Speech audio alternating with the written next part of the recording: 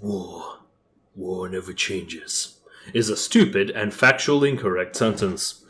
There are different types of wars, of course, and there is one that I have not considered thus far in Stellaris. Well, I have had Vasion before, but never considered it on a competitive level. On a way to maximize your effectiveness. Usually in multiplayer games, when you're getting declared war on, your opponent already has overwhelming forces to yours, and at that point, best you can do is slow them down. If their economy is just stronger, they can and will eventually break through your defenses. Experienced players know this and will break the enemy's defenses with overwhelming strength, and there are a lot of strategies and doctrines that are being followed to do that. My favorite being Kaiserlich Angriff, which relies on overwhelming strength on multiple directions and adapting to enemies' attack. But what do we do when we are the ones getting declared war on? In a lot of other circumstances now happening more often with a lot of the information not being available, the forces may be matched, maybe equally, maybe not too much against each other. And if you're on the defensive, you have your home turf advantage. And today we will learn how to utilize that advantage. There are a few things you can do, but first, you gotta choose your strategy. What is your goal in what you're doing? In the event that you're not getting massively overwhelmed, what you need to do is slow the enemy down.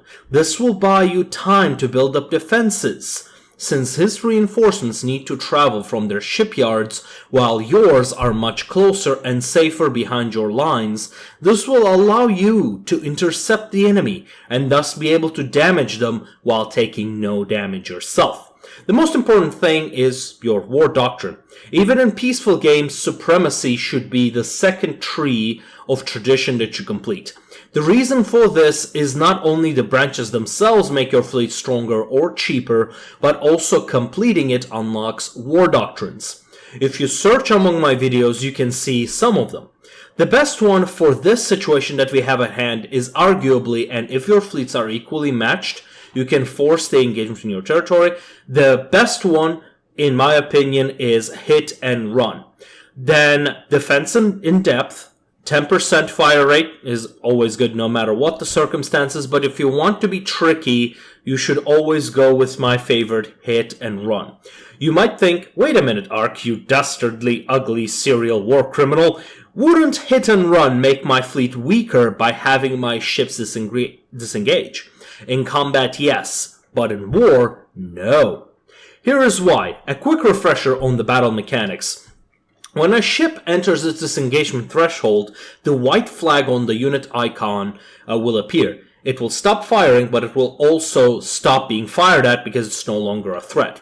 That unit will go into FTL, and when your navy retreats, it will survive the engagement. Now, if your ship is a destroyer or larger, it will stay in combat much longer compared to corvettes, because on higher tech weapons it takes about 3, maybe 4 shots to disable a corvette. That is why you should only wage your wars with destroyers and above. Use your corvettes to screen your main fleet.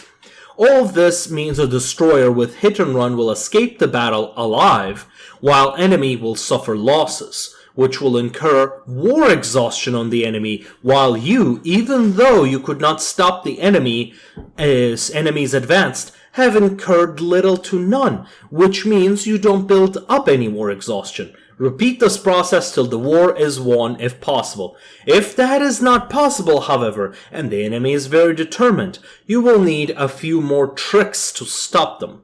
Or, as we like to call them, tactics. Our second tactic is making ground invasions harder. The way to do this is simple. 1. Replace some of the growth buildings with fortresses that are on your borders. This should give you soldier jobs, which should increase your defensive armies. At the same time, spend all your minerals on making armies. Make sure to have all of your planets build armies at the same time and then have them land on the planets where you can make your stand. Enemy will come in and will notice the planet that used to have 100 army power now has around 3,000.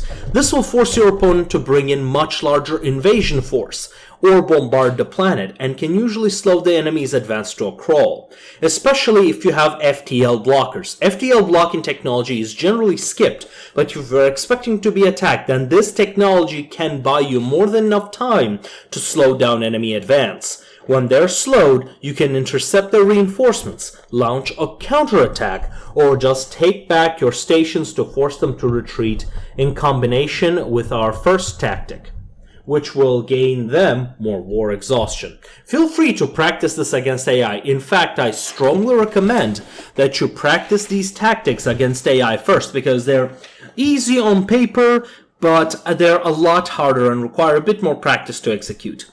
Third tactic is about pushing back the invasion fleet. Here you need to decide if range is your friend or not. If your fleets are more artillery type, for more information check out my fleet meta build to know what that is all about and how to counter it. If you have a greater range on your ships, which means you generally have bigger ships, then you will want to come out from the longest distance and avoid jumping on top of the enemy, because then both sides will discharge their weapons and you will suffer more damage than you should. If the enemy has larger ships and you know that they do not have pickets, it is time for ye old Torp corvettes. Torpedoes go directly through shields and do tremendous damage. They pretty much hard counter large vessels, so if possible, jump to the closest point to engage the enemy fleet. If the enemy has pickets, you can do standard corvettes, which will do a pretty decent damage to wear the enemy down and soak up enemy's attack with their superior evasion. Here are a few reminders for you during the war. 1. When you are counterattacking, so to speak, do not get greedy. Or just if you're not even doing a counterattack but just fighting in general, these are rules to keep in mind. It is easy to lose your cool in a war and get baited into a trap while chasing the enemy fleets. Retreat to your defensive lines and use your superior economy to defeat the enemy. 2. Do not forget the diplomacy. If a player is attacking you, look at their neighbors. Even during the war, you can tell them that your attacker has his fleets in your borders and that he is defenseless. Using this can quickly turn the war against your enemy and put the enemy in defensive instead. I wish I had done that in the last tournament. That would have completely changed how the war went. Just a little bit of practice will help you tremendously when you have to pull it off in real time. And these tactics should be more than enough for you to wage a defensive war against an enemy that you're actually able to fight, an enemy that is actually superior to you.